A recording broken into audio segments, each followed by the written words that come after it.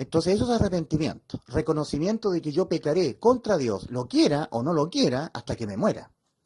En mí mora el pecado y morará el pecado hasta que me muera.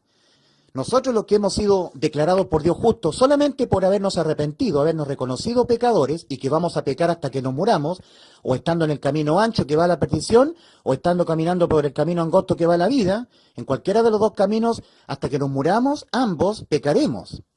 Tanto es así que a los salvados, estrictamente, el apóstol Juan escribe en 1 de Juan 1, versículos 8, 9 y 10. Si decimos nosotros los que tenemos vida eterna, yo Juan también me reconozco así, me estoy incluyendo. Si decimos que no tenemos pecado, le hacemos a él mentiroso y su palabra no está en nosotros. Por el contrario de decir que no tenemos pecado, ¿ah? Que no tenemos pecado. Si confesamos nuestros pecados que cometemos yo Juan, apóstol del Señor, ustedes también que han sido salvos, si confesamos nuestros pecados, Él es fiel y justo para perdonar nuestros pecados y limpiarnos de toda maldad. Si decimos nosotros, yo también Juan, apóstol del Señor, el discípulo amado de Cristo, yo y ustedes, si decimos en esta condición en que estamos con vida eterna, si decimos que no hemos pecado, le hacemos a Él mentiroso y su palabra no está en nosotros. Este es probablemente uno de los pasajes más malinterpretados y mal aplicados en toda la Biblia. Y desafortunadamente, su interpretación popular nos enseña algo que es muy infructuoso. Necesitamos mirar de manera macro, lo que significa que en este caso necesitamos mirar las epístolas de Primera de Juan, Segunda de Juan y Tercera de Juan como un todo. Necesitamos comenzar por entender que Juan escribió estas epístolas no como una reprimenda a un pueblo creyente pero pecador, sino como una advertencia a los hermanos creyentes en Cristo pertenecientes a la iglesia primitiva acerca de las influencias de un grupo de personas pecadoras y engañadoras. Vemos en 1 de Juan 2:26 lo siguiente: os he escrito esto sobre los que os engañan. Entonces, ¿quiénes son estas personas?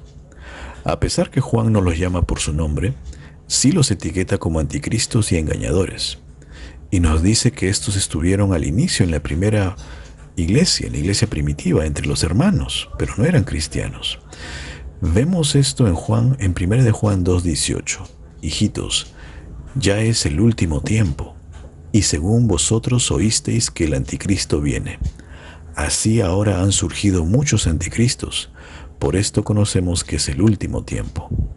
Salieron de nosotros, pero no eran de nosotros, porque si hubiesen sido de nosotros, habrían permanecido con nosotros, pero salieron para que se manifestase que no todos son de nosotros.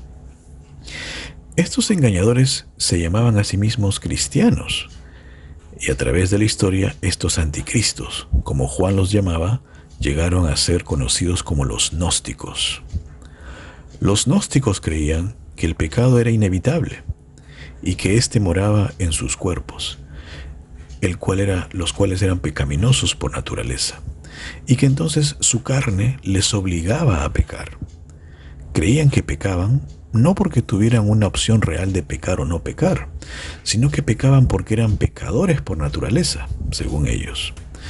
Por eso los gnósticos negaban que Jesús haya venido en la carne, ya que no concebían que Cristo haya tomado carne humana, porque para ellos la carne era algo inherentemente malo y literalmente pecaminoso.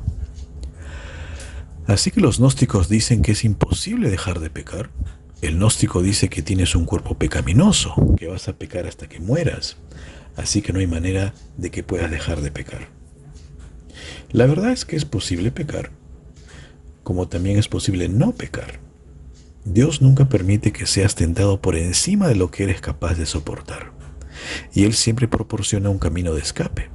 Recordemos 1 Corintios 10:13.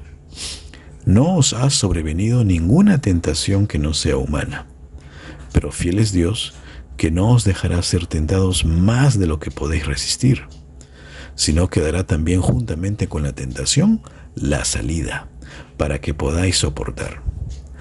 Así que todos los días, nosotros hermanos, todos nos enfrentamos a tentaciones. Todos los días tenemos libre albedrío. Todos los días podemos decir sí o no al diablo. Todos los días podemos decir sí o no a Dios. Y luego dijo Juan, el apóstol, en 1 de Juan 2, 1b, y si alguno hubiera pecado, abogado tenemos para con el Padre a Jesucristo el justo. Juan usa la palabra sí en condicional.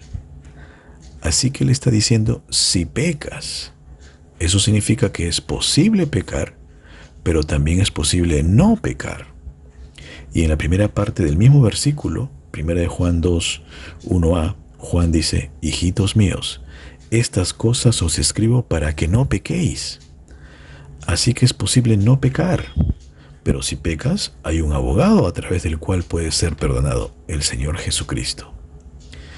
Así que toda esta epístola es acerca de la santidad. Toda esta epístola se trata de llevar vidas agradables delante de Dios. Toda esta epístola es acerca de no pecar. Así que el versículo 8 es en realidad una refutación a la doctrina gnóstica, la cual sostiene que puedes mantenerte puro incluso mientras estás pecando. Así que si un hermano se encuentra en 1 de Juan 1.8 hoy, es decir, si está en pecado, entonces necesita pasar al versículo 9 y aplicarlo a su vida. Es decir, necesita confesarlo y ser perdonado y limpiado. Revisemos 1 de Juan 1.9. Si confesamos nuestros pecados, Él es fiel y justo para perdonar nuestros pecados y limpiarnos de toda maldad. 1 de Juan 1.9. Notemos que no es solo el perdón lo que Dios está prometiendo, es también limpieza, es ser limpiado de todo pecado. Así que hay en la vida cristiana una limpieza, no solo de algún pecado, sino de todo pecado. Bendiciones.